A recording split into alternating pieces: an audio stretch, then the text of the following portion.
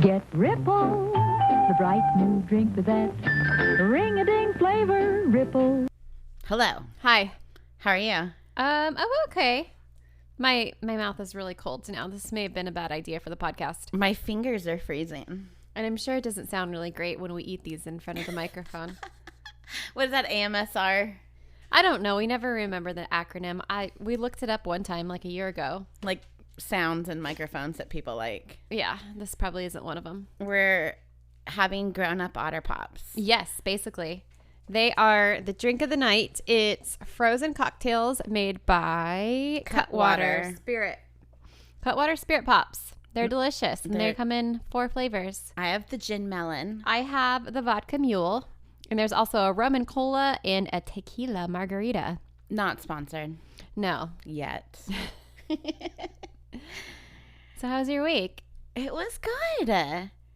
It was busy. I worked all day today outside in the sunshine like you do on a normal day. So I was kind of tired. But other than that, it was just a good week. Nice weather. I'm starting to feel the summer vibes coming. That's why I brought some Otter Pops. Yeah, it's great. How about you? Your week with Puppy Face? Puppy Face is, he's a great little puppy face. He has a few little bad habits that he needs to break. But No. you know, that's understandable. Yeah, one that's really cute is peeing on my bed. Oh, that's so silly. Isn't that adorable? So, yeah, we're working on that right now. But, I mean, we've got a million other things going on right now, too, because we just moved again for the 700th time and unpacking and repacking and giving away and everything that's involved in that. And, yeah, all of my days are blending together because that's what I've been doing all day, every day for the last week. But it's coming to an end. Do you see the light? Yeah. So, until then, adult Otter Pops. Heck yeah. I'm Rosa. I'm Angela. And this is the Ripple Podcast. Mm-hmm. Angela's going to tell us a story tonight. I am.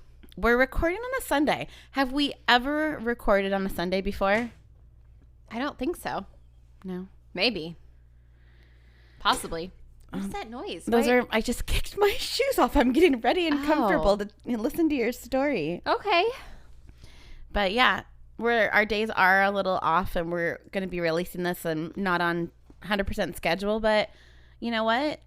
You guys don't pay us anything. So and I know there's just like the overwhelming swarm of messages we've been getting. Like, where is the podcast? Oh my God. What's going on? Yeah, I'm sure.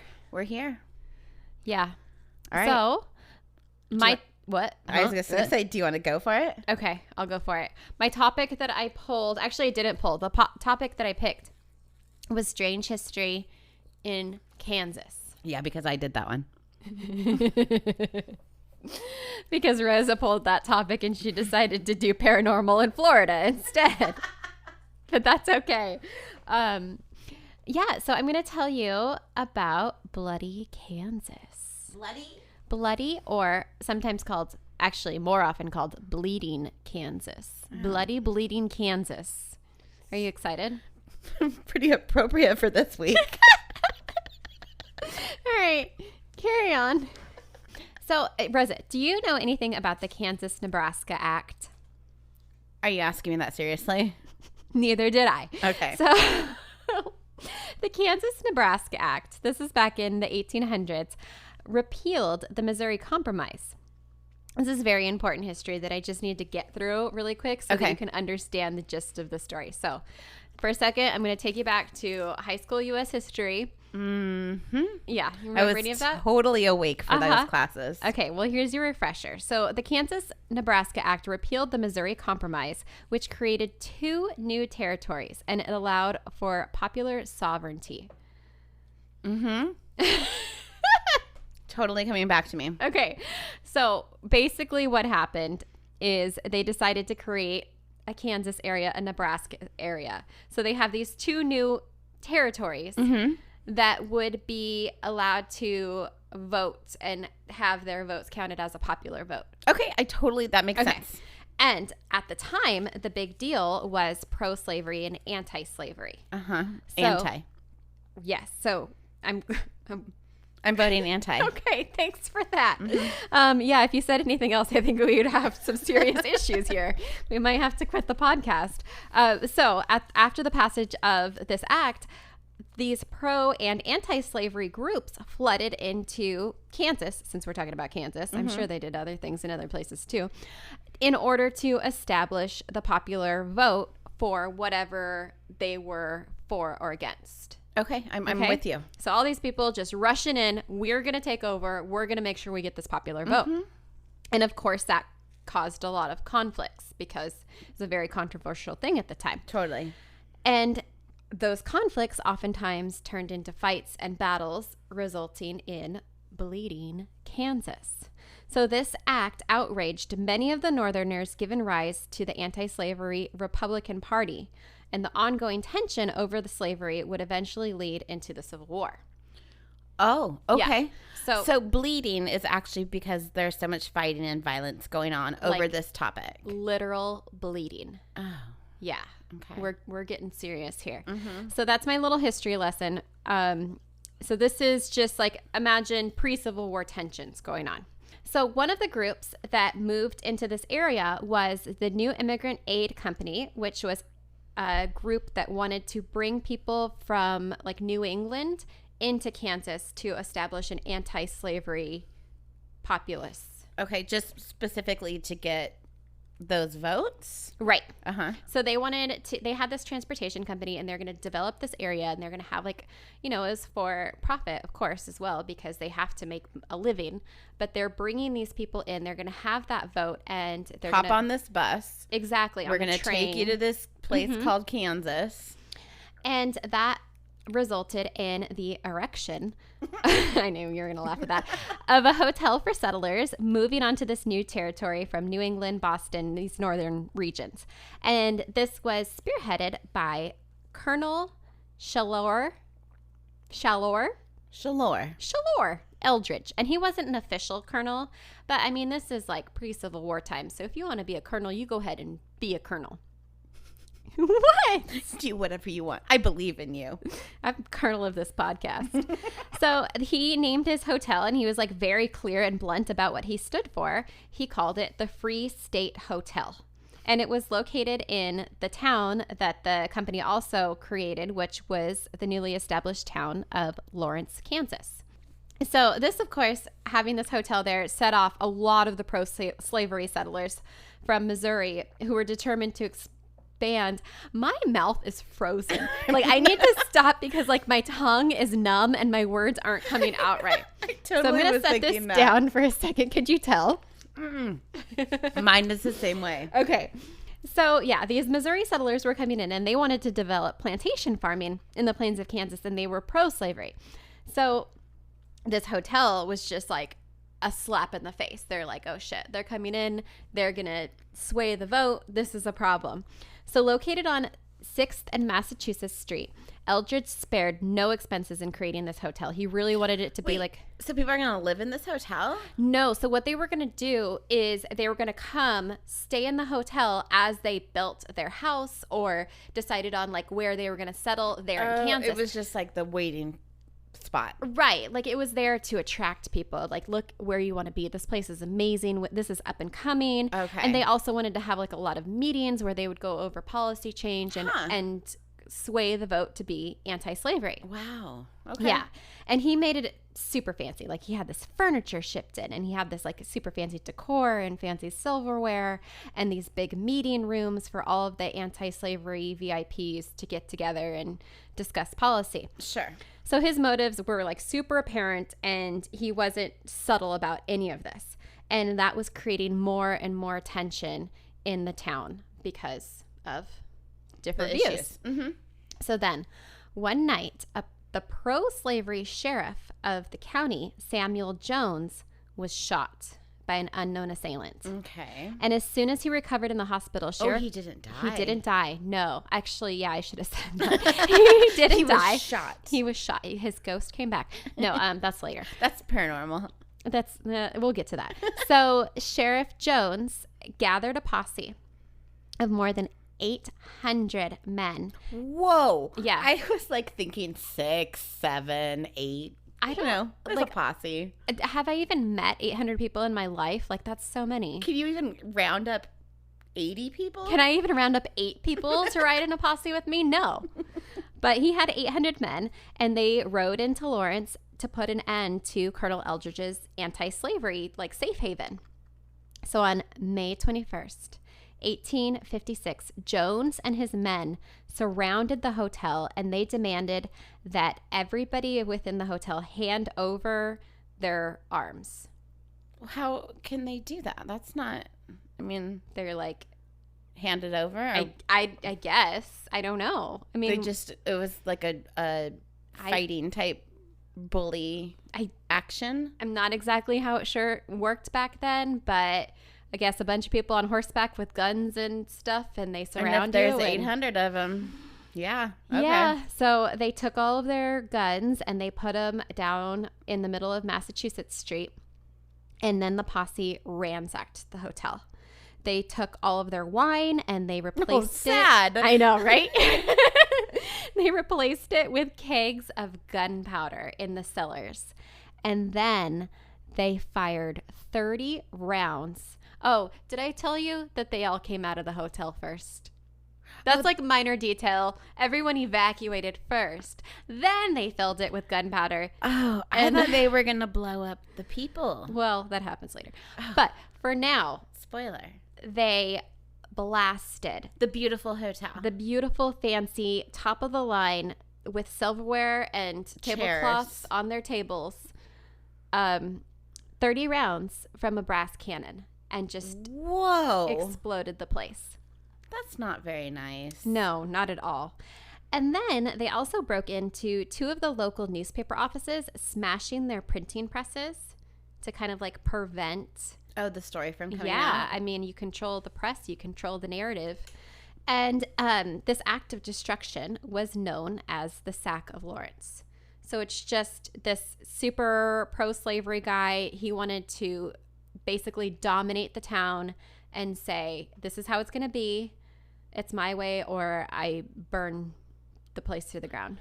And it's called the Sack of Lawrence. Can we talk about that name? The Sack of Lawrence. Why is it called the Sack of Lawrence? I don't know. Is that like a term that you use when you ransack a place?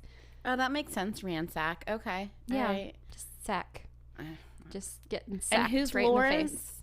Lawrence is the name of the town. Oh, okay. Yep. It's not Lawrence's sack. No. Okay, keep going. No. All right. So the Free State Hotel had burned to the ground, but Colonel Eldridge was not to be stopped. A year later, an $80,000. What year is this? This is back in 1856. So, 1856 is when it burned down. So 1857, a year later, with $80,000, which would have been $2 million in today's money. That is a lot of money. Eldridge and his brothers rebuilt the entire hotel. Wow. And they vowed that if necessary, they would rebuild it again and again every time it was destroyed, and they would make it a story taller. That's kind of cool. It's pretty badass. But yeah. I mean, clearly this transportation company's doing fairly well if they can just go out there. Make a bigger and better hotel after someone else blew it up. Yeah, no problem. Just throw another story on it. Mm-hmm. It's all good. That's kind of cool. All right. So his perseverance paid off because during the years that followed, the hotel was actually really successful, and Kansas was admitted into the Union as a free state. All right. That's your history. All right. Until 1861, when the bloody Civil War engulfed Kansas and the free host... My mouth. I need to warm it up. Unfrozen it. Okay. The Civil War had engulfhed Kansas, and the Free State Hotel was under attack once again. So on the night... Oh, no, I'm sorry. Backtrack. Early morning. The wee morning hours of August 21st, 1863... the Confederate leader, William Quantrill, and more than 400 raiders, including Frank and Jesse James and Bloody Bill Anderson. Oh, wow. Those are some names. They are. I have no idea who Bloody Bill Anderson is, but he doesn't sound like the greatest of guys. No, I don't know if I want to hang out with that man. No, he sounds kind of messy. They surrounded the hotel and they burned it to the ground. Stop it. I know, so much fire. But along with that, they actually, again, ransacked the entire city. But this time, the residents weren't evacuated. Oh, no. So down with the hotel came 200 victims of the attack. So 200 people. 200 people killed in a hotel in this attack back in 1863. Okay, well, here's your refresher. Number 1. Okay. It was on August 21st of 1863. That's your first number. Number 2, you need to know that there was 400 raiders. Mm-hmm. And they burned down the hotel, killing 200 people. Okay. It's like a math problem. Of people. It Yeah. is. Yeah. It's like a word problem. Mm-hmm. How fast did the raiders travel if each one of them was on a horse running 20 miles an hour for 3 hours? Leaving from point A to point B. Yeah, so this made it the bloodiest event in Kansas history. Yeah, that's kind of horrible. It's really horrible. It is absolutely awful. But without hesitation, Colonel Eldridge began to build another replacement hotel. All right, I'm going to ask you a question. Okay, I might or might not have an answer. You probably don't because I don't know who would. But what was like the law doing at this time? Like they all know that there's bad people and they know who's behind these horrible attacks, but they can't do anything about it. Civil War. Oh, yeah. Yeah, so the first attack was before Civil War had started, and that was the sheriff of the county. So he was the law. And that's kind of a thing too. Like I'm the sheriff. And then if someone else wants to be sheriff, you just shoot the old sheriff and take his little silver star. Well, I don't know if it was that crazy back then, but I do know that, like I said at the beginning, these were territories that were disputing over a policy that was not yet established. So, I mean, they're battling by popular vote to determine whether or not you can keep people as slaves. Right. So I don't know. It's just nutty to me that like people can get away with doing horrible stuff like that. Oh yeah, I mean, that's history. Oh, okay. All kinds of horrible stuff in history. Continue. All right. Colonel Eldridge at it again. He's building things and he's Gonna go a story up. Yes, he vowed to do it again, and he made this badass statement, and he said, and this is like on the county seal today, from ashes to immortality. And then he put a phoenix. I was just that's what that made me think of. Yeah. Was like rising from the ashes. Yeah. So the phoenix became the city's municipal seal. And he was able to salvage the cornerstones of the Free State Hotel. And he reopened again for the third time what he called the Eldridge Hotel. I would almost think like good for him for not giving up and rebuilding and everything, but I almost would think, geez, like am I cursed if like it didn't kill anyone the first time but the building burned, and then the second time it killed all these people? Like what's gonna happen the third time? Ghosts. Keep going. Okay. So the Eldridge Hotel was opened in 1865, and through the 1860s and 1870s, the business grew and he opened more and more hotels. His transportation industry was booming, and Is that all how these. he made all his money? Yes. Through transfer. He was like a railroad Yeah, guy? I think so. Okay. I'm assuming it was railroads back then, Mm-hmm. but yeah, he was part of that business. So the settlers were coming, and yeah, it was doing really well. And he actually died peacefully in the Eldridge Hotel where his family lived in 1889 at the age of 82. So he lived a long life, and he came out a winner in that regard. Sure. And now, on to the ripple. Bloop. All right, so even though he died, his resilient spirit remains in Kansas to this day, both figuratively and literally. Tell me about it. Done. Okay, so for a while, the hotel was like really fancy, and it was known to be like one of the top-notch hotels in the area. But over the years, it had changed hands and it kind of got run down. It's kind of like the Glen Tavern, if you go back. Like Sure. throughout history, it changed and held different uses for a while. It was an apartment building.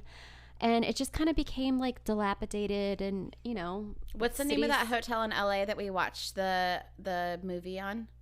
Hotel Cecil. Cecil, the Cecil Hotel. Mm-hmm. Yeah. Yeah, kind of like that. But in October of 2004, the hotel sold at an auction to a group of University of Kansas alum. Excuse me.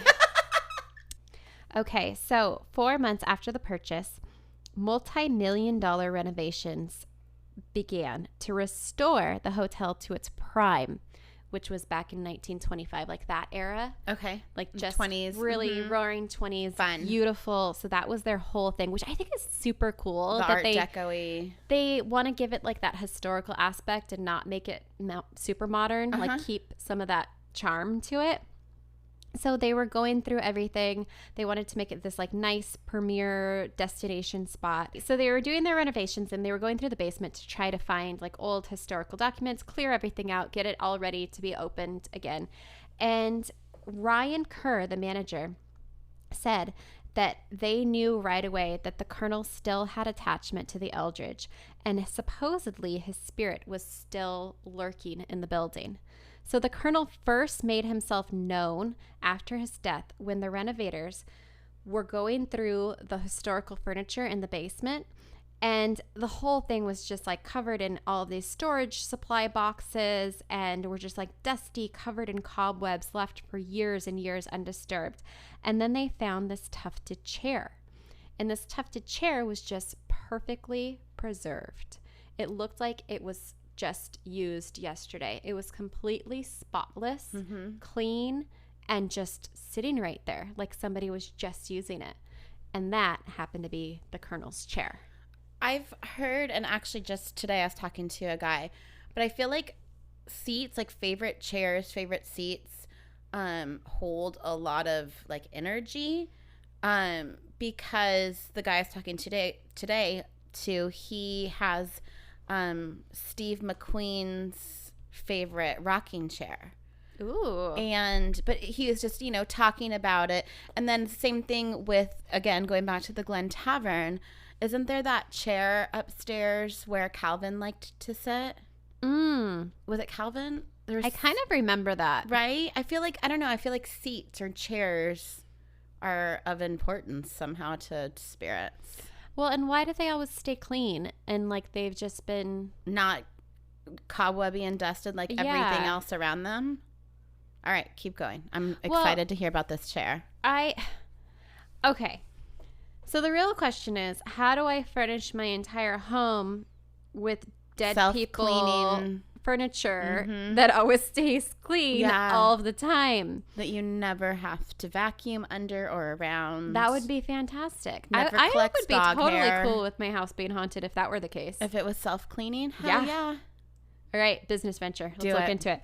All right.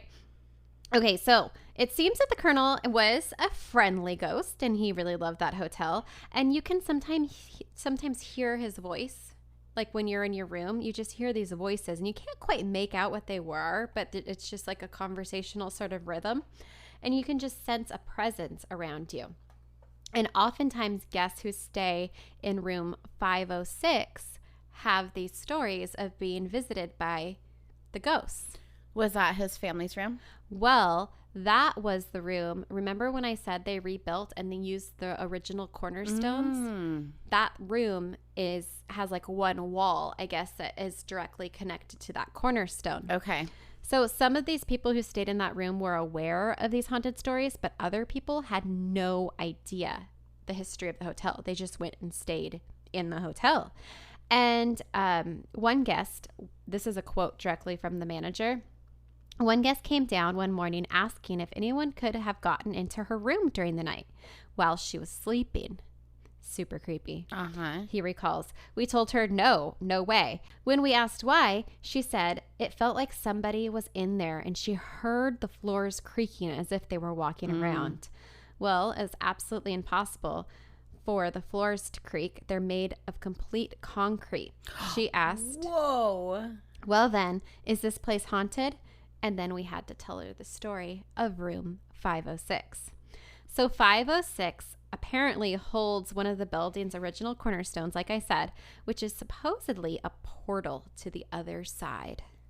And ghosts can travel between the two worlds. So, okay, this one about the portal to the other side with the cornerstone piece, like some people describe it as like a portal between life and death being like going back and forth. And other people described it as a portal of energy between like current time and the bloody, bleeding Kansas time. So I guess, I mean, both could be true. And the living can get transported? Oh, no. Oh, I think it's a one-way portal. This is only for the I don't know. spirits. I mean, maybe they have and we just never heard from them again. Well, that's scary. Yeah. I mean, anything's possible, right? It's a haunted ghost hotel. All right. So here's some other reports. Most of the time, the things that come through, the voices, the movements, are the kind spirit of Colonel Eldridge, but sometimes the sheriff's posse or the Confederate soldiers make their way through the portal. So guests have reported objects being thrown across their rooms at night. Those are the angry ones. Yeah, I would think so. One woman woke up to her husband's golf bag being lifted and then slammed to the ground. Oh, wow. They don't Others, like golf. No, not at all. Not at all. I don't either. Others have heard fights going on in the room next door, but when they called the front desk, they were told that no one was staying next to them. Yikes. The creepiest part is when people will go to the mirrors. Oh, no. Uh-huh. Do you know what I'm going to say? Nope. Mm-mm. So they'll go to the mirrors, like in the bedroom, in the bathroom, and they'll see breath, like steam on the mirrors, as if somebody, like if it's a window and somebody's on the other side. Oh my gosh, that gives me the chills. Breathing onto the mirror. That creeps me out. Mirror, like old, that kind of, you know, when it gets those like, looks Little like cracks and stuff in it. Those mirrors are, those scare me. Oh, I kind of like that. Oh, I think yeah. it's kind of pretty. Yeah. So, but no, I would not want ghosts breathing on my mirrors. That would be kind of uncomfortable. So workers say that the 5th floor is where most of the hauntings occur. And oftentimes, when people are disturbed on the 5th floor, they'll have to put them on a different floor, and it seems to help. Like that, just it kind of goes away. 5th floor seems to be where most of the energy is. And throughout the day, the elevator will travel up to the 5th floor without being called, as if ghosts are using it.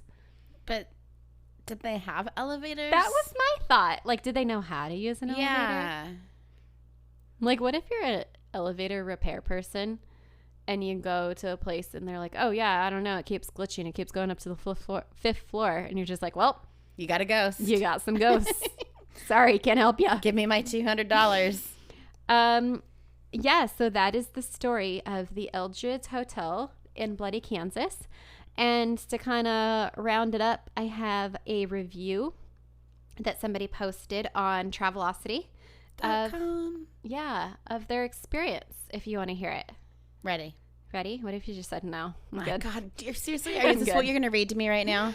Okay, so this is a review of the Eldridge Hotel from June 1st, 2008, entitled, "This Hotel is Haunted." Okay, get right to it. Ready for it? The Eldridge Hotel is in Lawrence, Kansas, which is the site of the Quantrell's Raiders Massacre. That's the Bloody Kansas thing. Got it. The hotel itself is not as old as the raid, but it was burned down or otherwise destroyed and rebuilt several times. It is said that room 506 on the top floor is a portal to the spirit world. I stayed in room 510. I did not sleep at all. The room was constantly too hot or too cold despite the thermostat I adjusted. There was a glow all around the doorway, and I heard high-pitched twittering sounds in the halls, like voices and the sounds of gravel being thrown at the door. The topper was at 3 a.m., the witching hour, when I felt the weight of a body in my bed with me, and I had the feeling that I was being caressed. Oh, you have to pay extra for that. I slapped whatever I thought was there until it disappeared. I took a chair and shoved it underneath the door handle. I regret that I did not get my camera out. I believed that I was alone on that floor. There was no kids. On the whole floor? Yeah, I don't know. Maybe it was a slow time. Who knows? There was no kids staying there. I am not religious. I enjoy stories and movies about ghosts and the supernatural, but I have never believed in it. Still, the experience was definitely not a dream. I had not been drinking, and I had a job interview the next day. That sucks.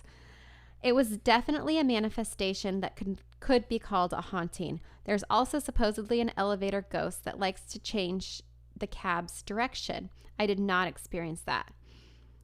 One other thing. I couldn't get the printer to work in the business center. Oh, God. And that's the end of their review. So they stayed there in July of 2008. All right, unfortunately, because I love this stuff, I love to believe in all the ghosts and all the spirits and all the stuff. Mm-hmm. But I can kind of have an explanation for every single one of those things, except for the body getting in bed with you and caressing you. Oh, okay. Yeah, tell me. I want to hear. Well, what was it like? It was too hot or too cold? The thermostat was broken. Right. Done. Okay. Or you didn't know how to work it, because obviously you don't know how to work a printer either. Okay, the next thing, the you light. You sound like me right now. I know, we switched. Okay, the light around the doorway. The hallway light was on, and there wasn't a good seal on the door. And you know how the light shines underneath? Okay, yeah. Done. Okay. The gravel being thrown at the door, the walls and the door. I hate to say it, but have they ever heard mice inside of a wall? Oh, because the scratching, the little. You know, I mean, that's what it sounds like. Okay. But the body and caressing, I mean, maybe it was a mouse that got into bed with them. Oh, that would be, I would prefer a ghost over a mouse. I think. Yeah. Yeah. So that's Bloody Kansas. That's the haunted Eldridge Hotel. I mean, I would absolutely love to go to Kansas and stay in this haunted hotel to experience it for myself. Yeah. But just from that one person's review, I'm not convinced. Yeah. I mean, unfortunately, that was the only one that I found that actually said it was haunted. I searched like Yelp and Google and all of the review places, and every place was like, or every review was like, oh man, I really wanted to see a ghost, but they didn't come to me. I don't know anyone that lives in Kansas. I don't think I do either. Well, if you live in Kansas, listener, go stay at the Eldridge Hotel for us and send us a review. Yeah, I'm really curious. I mean, what is there to do in Lawrence, Kansas? Can we go there? Can we do things? Is there other fun things to do? I'm sure there's a lot of barbecue, Wizard of Oz stuff. Oh. So I had this idea where I was just going to like rewrite in a dramatic fashion the introduction to the Wizard of Oz and start reading it as my story and wait to see how long it took for you to notice. That is a fantastic idea. But I totally forgot about it. And that's probably a lot of work. Yeah, it is. And there's a girl and there was this twister and then all of a sudden flying monkeys and witches. Yeah. And people with lollipops. Well, that was a pretty short story, I think. That's okay. Do you want to hear my last thought in a shot? Yeah. Do you already have it ready? Totally. Okay, so the reason I kind of mentioned the Wizard of Oz is because my last thought in a shot has to do with it. Tell me. So we've all seen that movie 100 million times. Of course. It's like super famous. I've always wanted a horse that changed colors. It's a horse of a different color. Well, the original author that wrote the story Wizard of Oz, or the Wonderful Wizard of Oz is how he titled it, L. Frank Baum, he actually wrote the book as a political allegory allegory. Sure. A poem, a story that has like other meanings. He wrote it to represent the American politics at the dawn of the 20th century. Holy shit, really? Uh-huh. And I'm going to tell you, what a lot of people I didn't know. So Dorothy was the nobility of the middle and Midwestern America. Okay. The Tin Man is industry. The Scarecrow, Scarecrow, agriculture. He depicted the argument like of the late 19th century waged between Eastern capitalist lenders and Midwestern farmer borrowers through the useful, colorful metaphor. The city that Dorothy and her friends seek is the emerald green, and like the fake Oz, the great and powerful Oz. Okay. He like peeks through these green, curtains and He's shades. a politician. And isn't really real. The yellow brick road that they follow and the Dorothy's silver slippers, they were silver in the book, but red in the movie. They represent the argument over whether the United States should have a gold and silver or gold only currency standard. Oh, huh. Yeah, the ruby slippers are just because they're more colorful. So it's obviously, not like super political, but like if you read more about it and you make the compare and contrast of the movie and the book and then what was going on in the times, apparently there's a whole bunch of different representation. What was the lion? I don't know. This one doesn't say what the lion was. Who are the flying monkeys? The flying monkeys were the IRS. Absolutely. The horse of another color. I think that was an add-on as well. But there is the good witch and the bad witch. Are you a good witch or are you a bad witch? The Lollipop Guild. Who are they? Probably me and you. Probably. I have a pair of ruby slippers. Do you know that I wore a pair of ruby slippers to my senior prom? No, but I'm not at all surprised. Why would you be? I had my dress was kind of ruby sparkly for my senior prom. I wore my red ruby slippers for pictures and stuff, and then as soon as that was over, I put on my black Doc Martens. Really? Uh-huh. I have all my prom pictures in my Doc Martens. That seemed like it would be very comfortable. Docs? To dance in? Yeah. Oh, all right. I don't know if we actually went to the dance. Oh. I think we went and got pictures, got dinner, and went to a party. What a rebel. Okay. So I'm going to pick my location. And we're going to Germany. Oh, cool. We're leaving the U.S. again. It's been your a while. Passport stamped. Say something in German. Wiener Schnitzel. That's about it. I feel like there's a lot more that I know, and it's just not coming in my brain right now. I know German airplanes. Do you? I think so. Name one. Messerschmitt. That's an airplane? I think so. Oh, I'll take your word for it. It totally is an airplane. Okay. All right. And the subject is, we've only got 2 left in here. We got to restart them again. What are the 2 that are left? I don't even remember. Well, one of them is folklore and fairy tales. Oh, I bet they have some weird shit in Germany. So we just added that one. So I'm going to do that one. Cool. Sweet. That'll be fun. In German. Great. Do I have to use a translator again? Probably. Google Translate. Fun. Can't wait. Awesome. All right. Well, have a good week. And when is Mother's Day? I don't know. Me either. I feel like it's coming up, though. Sometime soon. Okay. Well, I was going to say Happy Mother's Day, but I don't think it's happening yet. I think it might be.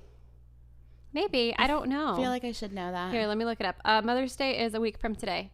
So it is on May 9th. Okay. Well, happy early Mother's Day to all your mothers out there. All your life givers. And don't forget to be a fountain. And not a drain. Bye. Bye.